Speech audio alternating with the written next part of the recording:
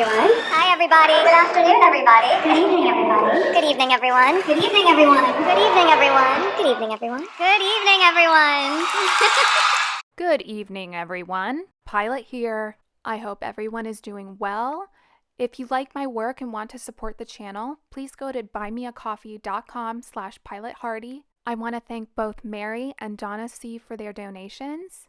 Every little bit helps, and it is much appreciated. Don't forget to leave your name, and I'll give you a shout out in my next video.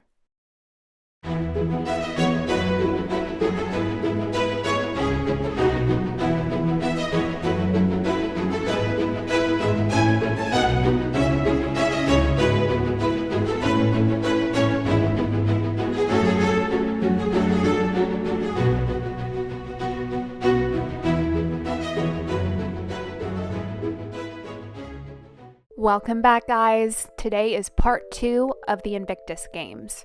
We left off just before getting into the contentious Today interview with Hoda. This interview was very calculated. Every question was pre-approved and every answer carefully worded. Harry knew he would get a reaction from this sit-down. Did he care if the reaction was good or bad? Probably not, as long as it was a big one.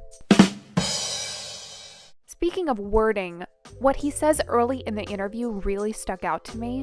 And trying to use the platform and the influence to try and steer people to trying to help. Did you catch that? Steering people. Remember the analogy I used in the previous video? He truly thinks of himself as the world's shepherd, and we, the common folk, are his sheep, for him to steer in the right direction. Steering us to use less carbon while he and his wife are globetrotting on private jets, steering us not to say negative things about the Dumbartons online, steering us to pay for his family's massively unnecessary security force. His language there says everything about what he believes his role in the world is. If the direction you've taken your family is any indication of your leadership, Harry, we're better off without your steerage, thank you. Listen, I can respect someone trying to bring awareness to mental health. To be honest, there can never be enough awareness. But for a barely educated person like Harry, that's where it should stop. Here's the issue, what are the different ways to address it, and pass it to the experts. Just because Harry's been around experts doesn't mean he is one. It irks me when people ask for his input on subjects that are clearly out of his depth. He says that he finds healing in helping others. Harry, I think you find healing in the adulation of helping others. The Sussexes aren't going to help out unless it's on the cover of People magazine. That's why they have 3 separate PR teams. They are hyper aware of the only thing that really matters to them, what the public thinks of them. That's why he loves events like the Invictus Games. It's a week straight of constant adulation and people fawning over him. He makes it very obvious that he hates working from home, complaining about it, but in a diplomatic way. Like mentioning the kids constantly interrupting his Zoom calls, not being able to separate kids and work, which confuses me when they have 1,000 people working for them. Assistants, nannies, and I don't care what you say, Megan is not doing all of that herself. Picking up crayons that rolled under the table, please. When Hoda asks if Harry is peaceful, he avoids answering by saying, I don't know how many people feel truly peaceful. Which actually is an answer. He's not. You can tell he wants to say more, but he's going off an approved script written by you-know-who. He just seems unhappy no matter what the script says. He says he's careful not to get burnout, and this is what got him into hot water recently, him talking about burnout and quitting your job if you aren't happy. Bro, burnout from what? You literally just admitted your work consists of Zoom calls. This privileged prince version of burnout is very different than yours or mine. Apparently his burnout, quote unquote, stems from wanting to make the world a better place. You don't do that by lecturing people about things you don't understand. He says he never wanted to be a prince, but Lord, is he doing everything in his power to replicate every aspect of his royal life. The wannabe royal tour of NYC, Invictus, charity polo matches. Then he drops the bomb. And I'm just making sure that she's, protected and got the right people around her. We know exactly what he means by that. That's a direct dig at Charles and William. Like, they're not protecting or surrounding her with the quote-unquote right people, whoever they are. Hey, Harry, were you protecting her when you accused the entire royal family of racism? Because that's what you did when you refused to name the person. Were you protecting her by doing that controversial Oprah interview as her beloved husband, Prince Philip, lay dying? Are you protecting her now by coming out with a tell-all memoir, which will most likely have even more scathing accusations? He says him and Meghan had tea with the Queen. Can you imagine how nervous Meghan must have been going into that tea? Probably worried she'd crap herself, if we're even to believe this delightful tea time happened. I almost wish Netflix cameras were hidden in the bushes, to be a fly on that wall. Although now that I think about it, I'm sure the Queen was delightful. I'm sure she was nothing but grace and kindness, even after everything the Dumbartons have put her through. So I'm sure tea was lovely. Everything with the Queen is lovely, obviously. Hoda asks if Santa Barbara feels more like home to him now, which he replies with yes. And when she asks if that's weird to say, Harry says, No, but I'm sure it'll become a thing. And what he means by that is that the media will take what he said and make it a quote-unquote thing, which demonstrates that he knows his words are going to be scrutinized. So there is intention behind every word he says. Of course, he mentions that the Queen talks to him about things she can't talk about with anybody else. He denies knowing if he'll go to the Jubilee because of quote-unquote security issues. Well, we now know that they are in fact going, so I'm very curious as to how the so-called security issues were rectified. We know the Sussexes are stubborn, so what do you guys think happened to make Meghan and Harry agree to come? I'm sure compromises were made. I bet you a christening happens. And of course, the Jubilee falls right on the baby's birthday. The wife couldn't have planned it any better. Harry is asked if he misses his family, to which he gives a vague diplomatic answer of, yes, of course. But Hoda presses him and asks if he specifically misses his brother and father. He avoids the question by saying that all of his focus is on the athletes at Invictus and giving them an experience of a lifetime. And then when he goes home, his focus will be on his own family. So to sum it up for you guys, no, he doesn't miss his brother or father, which is just tragic. The next part of the interview really grinds my gears. When Hoda asks about his restart in America, he responds that nothing has changed.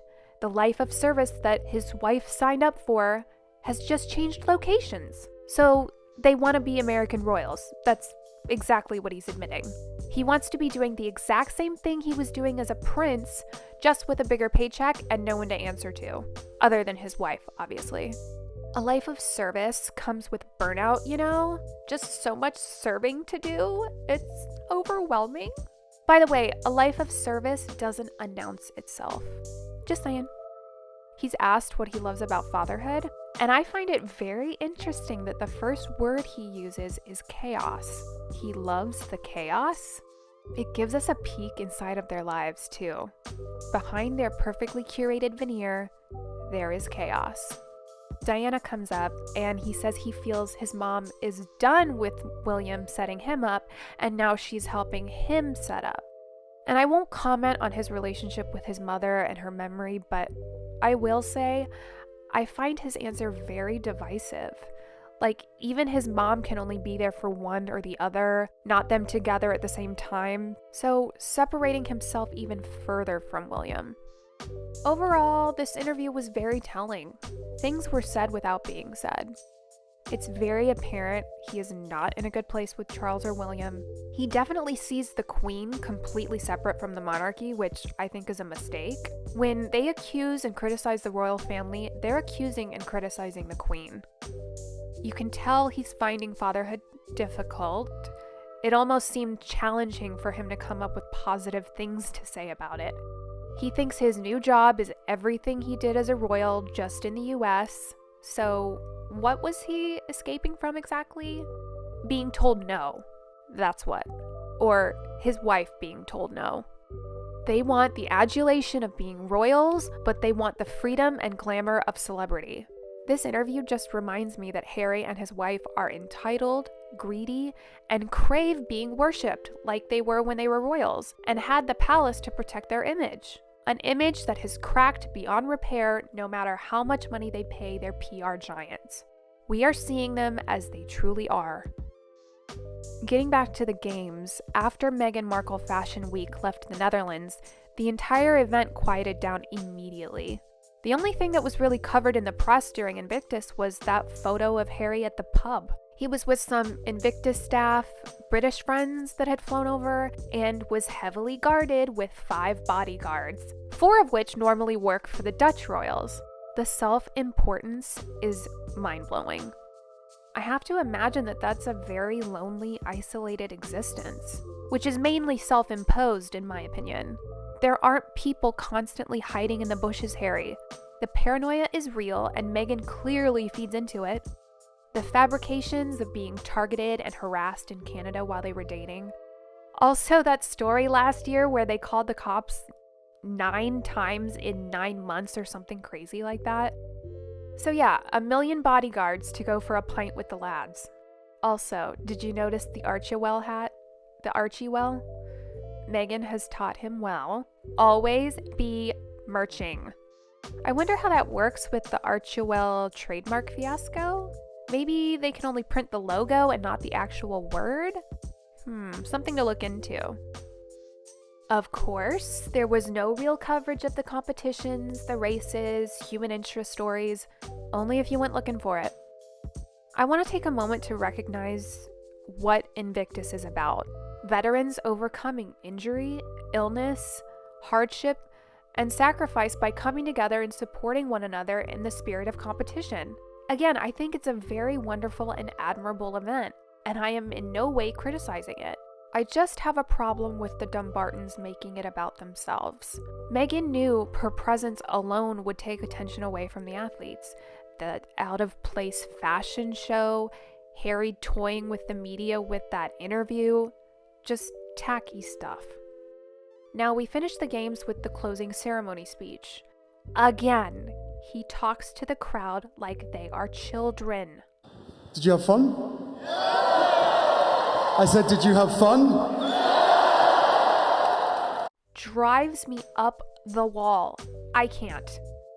Now, I can give credit where credit is due. Some parts of the speech were very moving, like when he acknowledged those whose lives were actually saved because of the games, and when the athletes gave the standing ovation for the friends and family.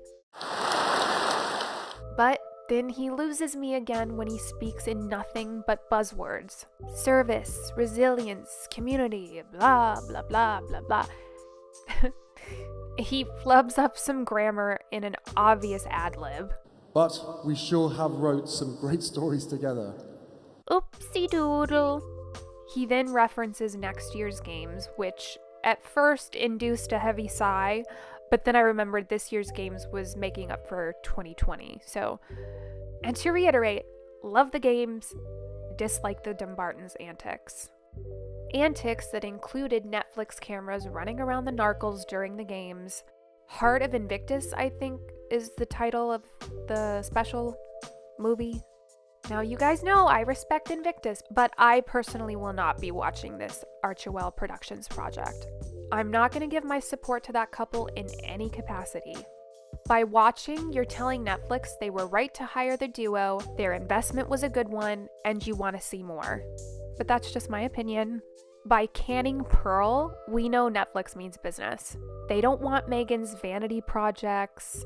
They want the juicy, behind-the-scenes royal drama.